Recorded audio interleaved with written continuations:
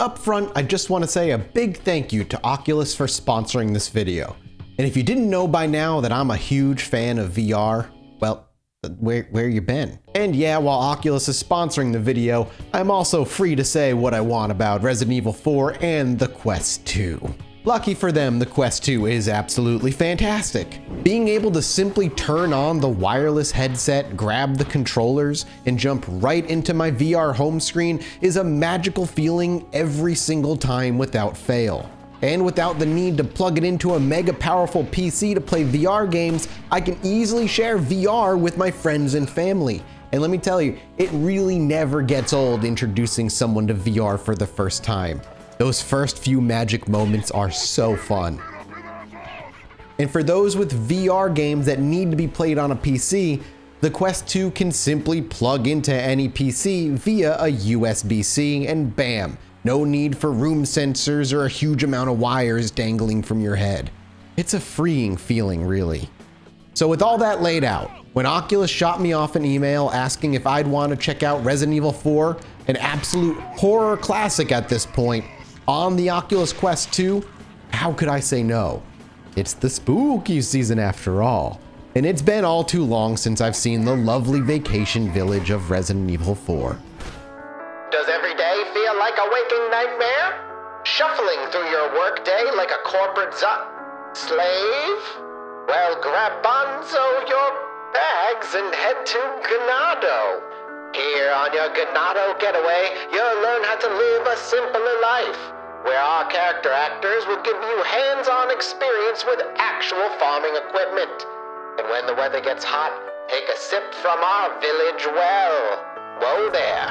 He's really into his character role. Watch out, partner. We're just looking to get a little sip from the village water well. Ganado. When you lay your head to rest, you won't want to wake up. And now, thankfully with the Quest 2, my dreams have come true. I can get up close and personal with all the villagers. Look at how beautiful they are at eye level. So cute. I honestly wasn't sure what to expect when throwing on Resident Evil 4 on the Quest 2. Resident Evil 4 is one of my favorite horror games of all times and is one of the many cherished classics out there. And I've played it countless times over the course of its various releases through the years.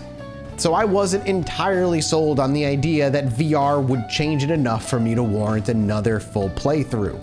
But it took approximately 5 seconds for all of that worry and doubt to melt away, and to find the fear, panic, and sheer horror of Resident Evil was not only perfectly intact, but elevated.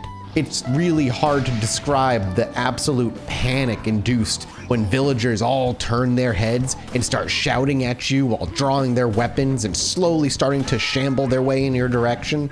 Trying to keep your hand steady, aiming your pistol, and hitting your intended targets as they shamble, sprint, and lunge at you is an emotion that's just hard to convey. But there really isn't a feeling quite like being backed into a corner, with all the enemies slowly approaching you as you reach down to your hip for a new magazine to load into your pistol, manually having to cock it, only to realize that this is your last mag and it's do or die in this situation.